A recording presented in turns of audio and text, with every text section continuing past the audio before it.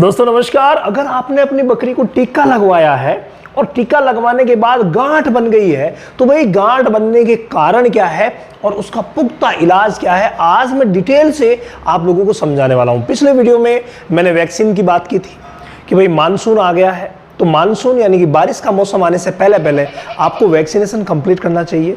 और मैंने उस वीडियो में कंप्लीट वैक्सीनेशन भी बताया था, तो वो कल परसों का ही है, देख लीजिए।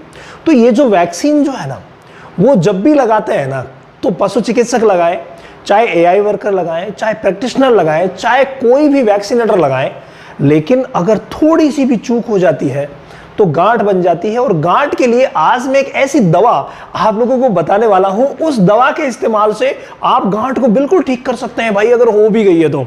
और नहीं हो उसके लिए क्या कर सकते हैं वो बात भी हम आज ऐड करेंगे। देखिए एक्चुअली होता क्या है कि जो भी वैक्सीन लगती है ना, और विशेष तौर से ET+TT की मैं बात करूं, क्योंकि ये जो ET+TT है ना, ये सबक्यूटेनियस लगती है। कैसे लगती है? सबक्यूटेनियस।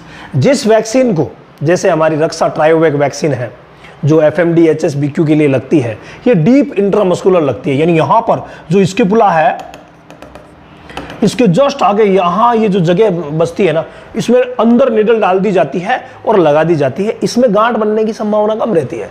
लेकिन जो ET+TT लगती है, ये ET+TT जो लगती है ना, ये चमड़ी में लगती है और सबसे ज्यादा गांठें यही करती है।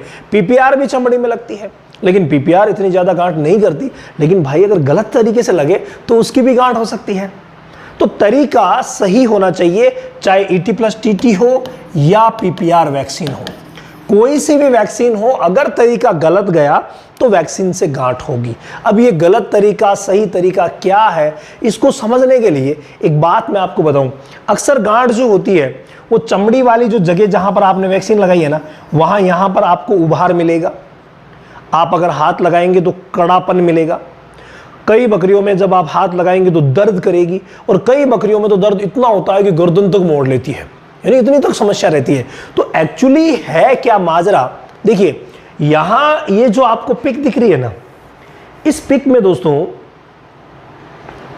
चमड़ी को दिखाया गया है अंदर से कि आप एग्जैक्ट जगह कौन सी चुनेंगे ताकि आप इजीली वैक्सीनेशन कर सके।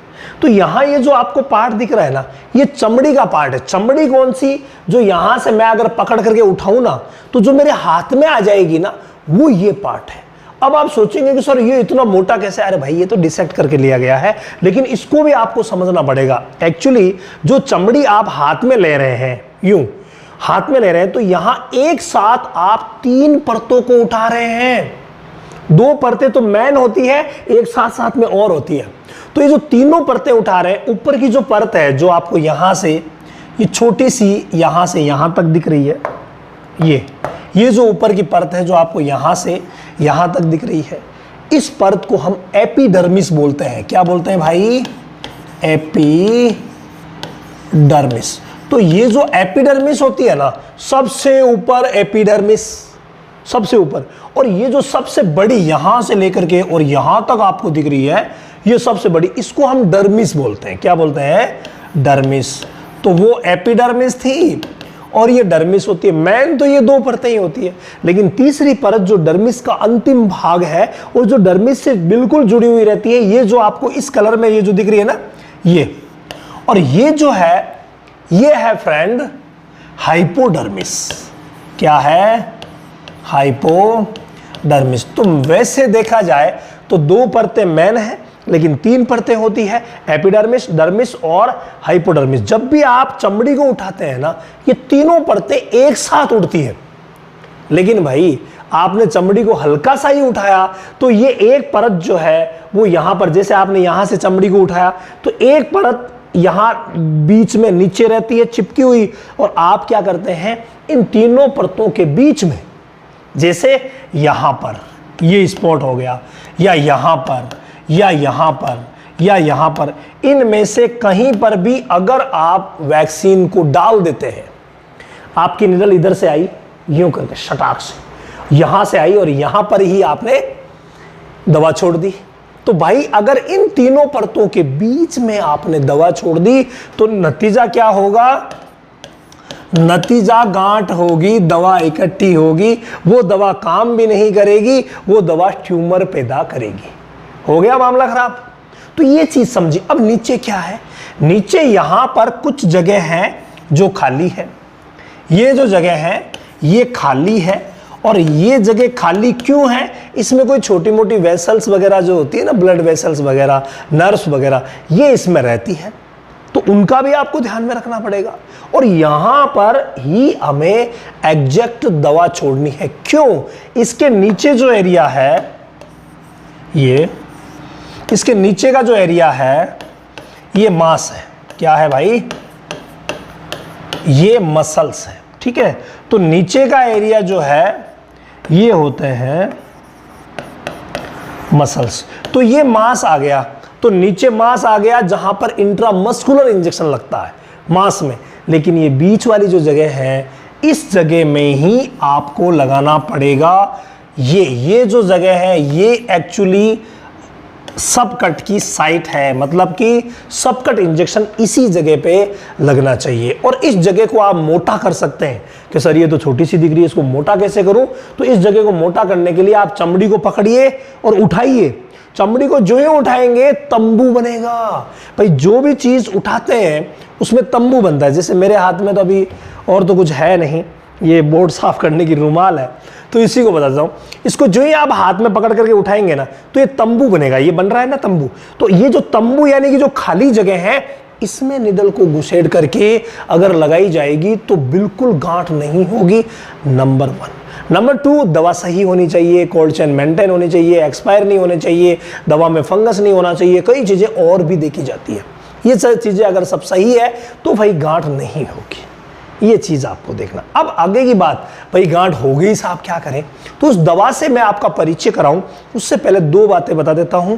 अगर गांठ का पता तुरंत ही चल गया, कल आपने इंजेक्शन लगाया और आज पता चल गया, या 2 दिन पहले इंजेक्शन लगाया आज पता चल गया गांठ का, तो आपको बर्फ के टुकड़े लेकर के कपड़े में बांध करके और उसको आपको सेकना ही कहते हैं, वो आपको लगाना है, वहां टच करना है। थोड़ा देर लगाया, हटाया, लगाया, हटाया, लगाया, हटाया, 10 सेकंड लगाया, 10 सेकंड हटाया। इस तरीके से आपको ये सिकताव करना है बर्फ का, ठीक है।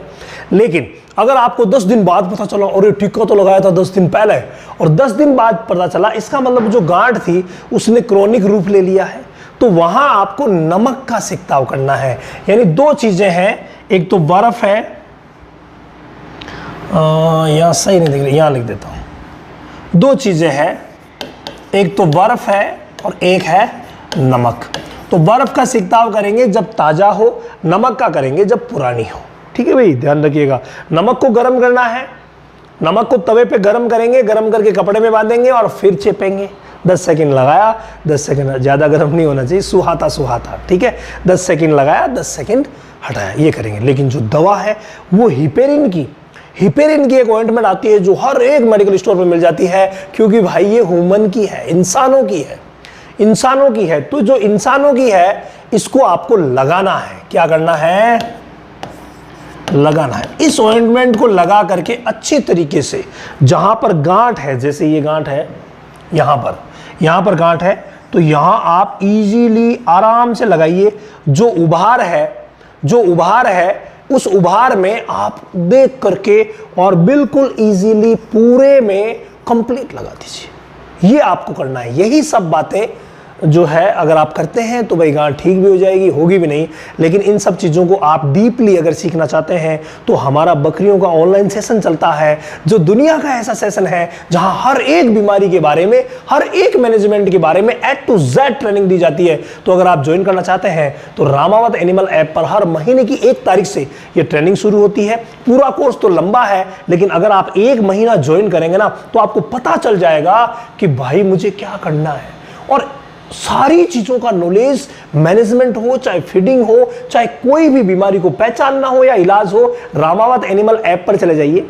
रामावत एनिमल ऐप पर आपको ऑल ओवर चीज़ें मिल जाएगी। और अगर आप डेमो क्लास लेना चाहते हैं तो रामावत एनिमल ऐप के गॉड सेशन में चले जाइए, वहाँ आपको डेमो क्लास मिलेगी। तो आपको पता चल जाएगा गॉड क्लासेस में कि किस तरीके से पढ़ाया जाता है। अगर आपको अच्छा लगे, समझ में आए, तो आप ज्वाइन कर सकते हैं। इसके अलावा रोज़ रात 10 बजे मैं वहाँ फ्री लाइव भी आता हूँ, तो आप उस फ्री लाइव में ज्वाइन करके अपना नॉलेज भी बढ़ा सकते हैं।